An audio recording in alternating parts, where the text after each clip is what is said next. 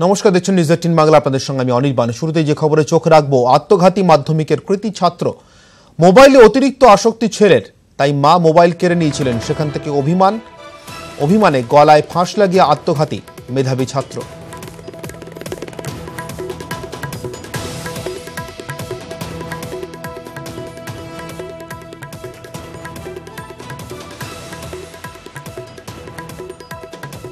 আত্মঘাতী মাধ্যমিকের কৃতী ছাত্র, মোবাইলে অতিরিক্ত আসক্তির জেরে মোবাইল কেড়ে নেন মা, তাতেই অভিমানে গলায় ফাঁস লাগিয়ে আত্মঘাতী মেধাবী ছাত্র।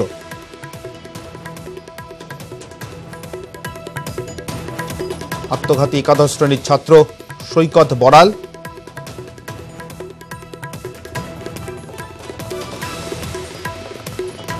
সোনারপুরের সৈকত যাদবপুর বিদ্যাপীঠের ছাত্র।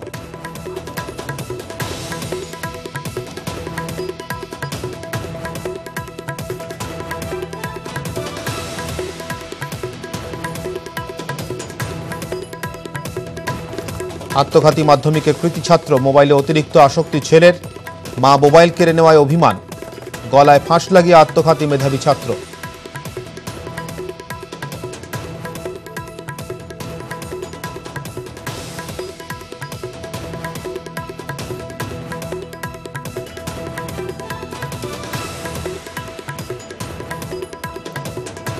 আত্মঘাতী যাদবপুর বিদ্যাপীঠের ছাত্র সৈকত বড়াল।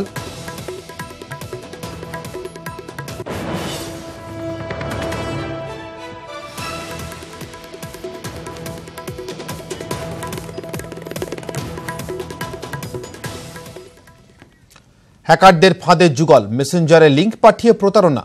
লিঙ্ক খুলতেই ফেসবুকের আইডি এবং পাসওয়ার্ড দিতেই চ্যাট ডিলিট। তরুণীর অ্যাকাউন্ট অ্যাক্সেস করা যাচ্ছে। অ্যাকাউন্ট থেকে ছবি এবং ব্যক্তিগত মেসেজ হ্যাক করে ব্ল্যাকমেল।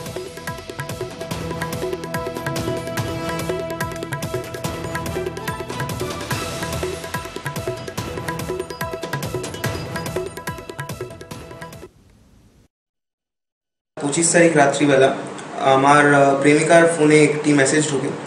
সেই মেসেজে একটি লিঙ্ক দেওয়া থাকে এবং সেই লিঙ্কে যখন সে তার ইউজার আইডি এবং পাসওয়ার্ড দিয়ে লগ ইন করে, তখন কি হয়, তখন তার সেই অ্যাকাউন্টটি সে ডিঅ্যাক্টিভেট করে দেয় এবং তাদের সমস্ত চ্যাট ডিলিট হয়ে যায়।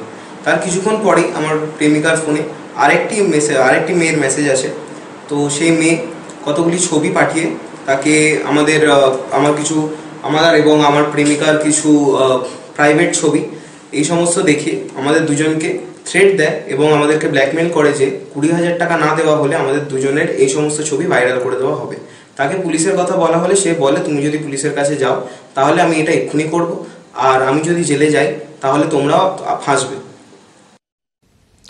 2019কে পাখির চোখ করে ফের বাংলা সফরে অমিত শাহ। মোদীর প্রধান সেনাপতির লক্ষ্য মমতা বন্দ্যোপাধ্যায়ের খাস তালুকে এসে তৃণমূল নেত্রীর উপর চাপ বাড়ানো, পাশাপাশি লোকসভা ভোটের আগে দলীয় সংগঠনকে চাঙ্গা করা।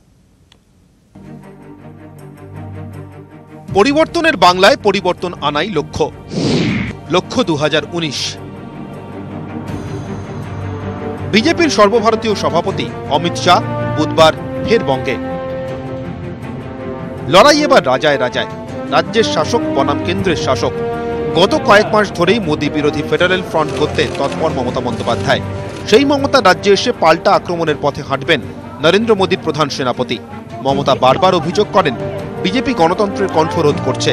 এবার পাল্টা সুর চড়াবেন বিজেপির সর্বভারতীয় সভাপতি।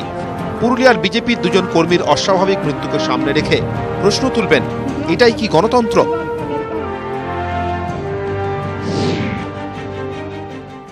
যেখানে 3 জন কর্মীকে আমাদের হত্যা করা হয়েছে, তারপরে গণতন্ত্রের জয়গান গাওয়া হচ্ছে এবং সেই কর্মীদের পরিবারের সঙ্গে দেখা করা এবং এটা সারা দেশকে বোঝানো যে দেখুন পশ্চিমবাংলা এই অবস্থায় আছে, বিরোধীদের কোনো জায়গা নেই এখানে। বুধবার অমিত শাহের সফর শুরু। বৃহস্পতিবার দুপুরে তিনি সভা করবেন সেই পুরুলিয়াতেই। তার আগে বৃহস্পতিবারই যাবেন তারাপীঠে পুজো দিতে। 2019কে সামনে রেখে রাম মন্দির ইস্যুকে ফের চাগিয়ে তুলছে গেরুয়া শিবির। বিজেপি বিরোধীরা বলছে নরেন্দ্র মোদী অমিত শাহরা এখন মরিয়া, তাই মুখে যতই উন্নয়নের ঢাক পেটাক, ঘুরিয়ে খেলতে হচ্ছে সেই হিন্দুত্বের তাস। তাই কি তারাপীঠে গিয়ে পুজো অমিত শাহের, উঠছে প্রশ্ন। বিজেপি অবশ্য কোমর বেঁধে ঝাঁপাচ্ছে। পঞ্চায়েত সহ সাম্প্রতিককালে প্রায় সব ভোটেই তারা দ্বিতীয় স্থানে উঠে এসেছে।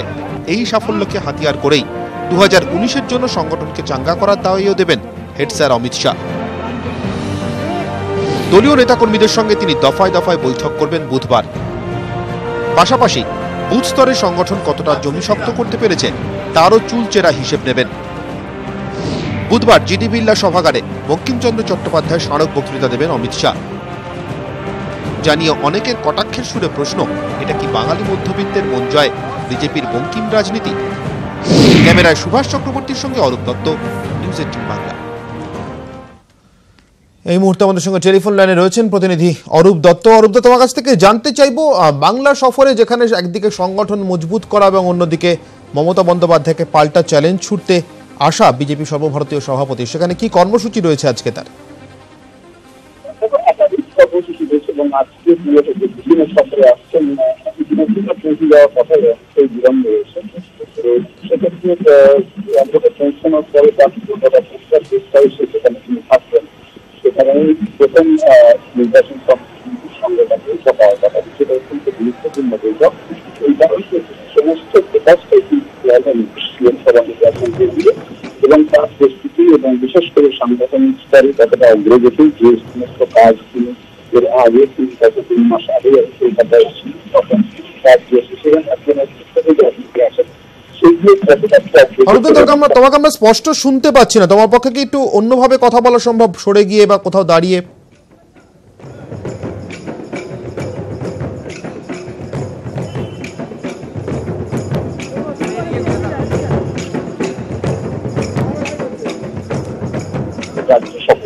যদিও এই রাজ্য সফরে অন্য আর একটা রাজনৈতিক পথ রয়েছে, তুমি জানো যে কিছুদিন আগে পুরুলিয়ায় যে 3টি অস্বাভাবিক ঘটনা, যেটাকে পঞ্চায়েতের মূল হিসেবে দেখাতে চেয়েছে বা পঞ্চায়েতের সন্ত্রাস হিসেবে দেখাতে চেয়েছে বিজেপি শাসক দলের বিরুদ্ধে, সেই বিষয়টিকে সামনে রেখেই রাজ্যে গণতন্ত্র পুনরুদ্ধারের দাবিতে 1 মাস করে বিভিন্ন স্তরে রাজ্যব্যাপী বিভিন্ন আন্দোলন সংগঠিত হচ্ছে।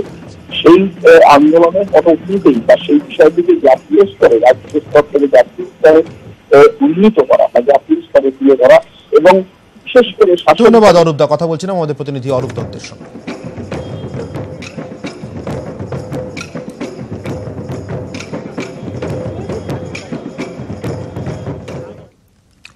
বর্ষা নামতেই রাস্তায় প্রায় হাঁটু জল, ভোগান্তির একশেষ বন্দর এলাকার বাসিন্দাদের।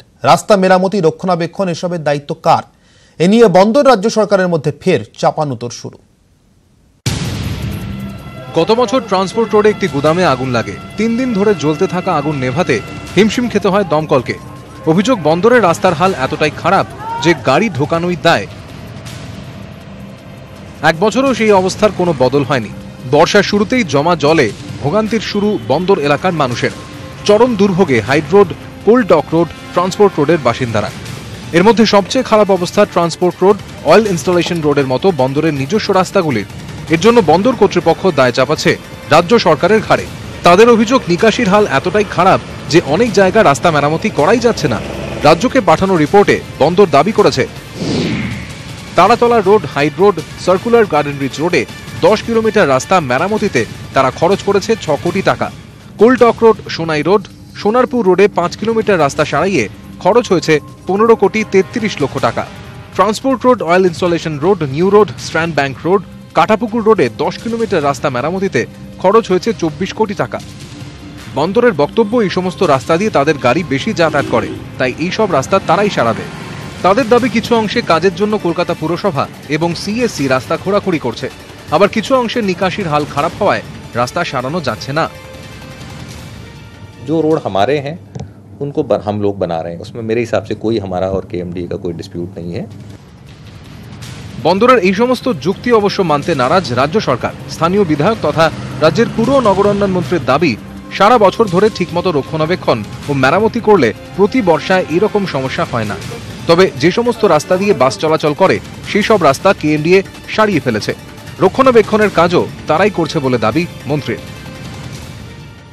করছে তা না করে তারা খুব স্লো করছে। আমি আবার এটা নিয়ে বন্দরের চেয়ারম্যানের সাথে কথা বলছি। প্রতিদিন বন্দর এলাকা দিয়ে প্রায় 2000 লরি যাতায়াত করে। গাড়ির চাপ ক্রমেই বাড়ছে।